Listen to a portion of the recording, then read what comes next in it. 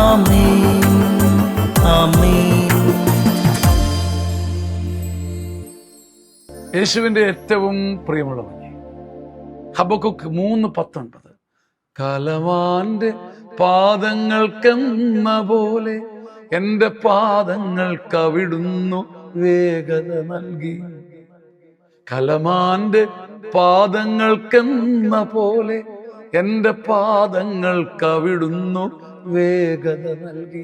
Habakkuk 3:19, കലമാന്റെ പാദങ്ങൾക്കെന്ന വണ്ണം അവിടുന്ന് എൻ്റെ പാദങ്ങൾക്ക് വേഗത നൽകി, ഉന്നതങ്ങളിൽ അവിടുന്ന് എന്നെ നടത്തുന്നു.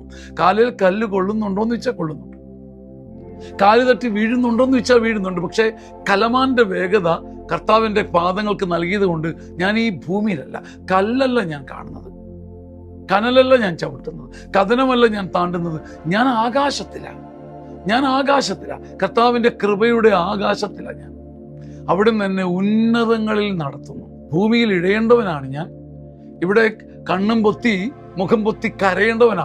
വിതുമ്പാനും കരയാനും നിലവിളിക്കാനുമുള്ള കാരണങ്ങളുണ്ട്. പക്ഷേ അവിടുന്ന് എന്നെ ഉന്നതങ്ങളിൽ നടത്തുകയാണ്. എന്ന് വെച്ചാൽ ഞാനൊരു മായാജാല അനുഭവത്തിലാണ്.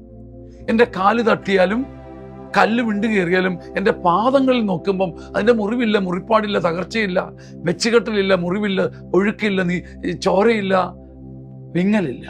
ഞാൻ ഉന്നതങ്ങളിൽ നടക്കുന്ന പോലെ എന്നെ ദൈവം നടത്തുന്നു. ഇത് ദൈവത്തിൻ്റെ പ്രവൃത്തി മാത്രമാണ്.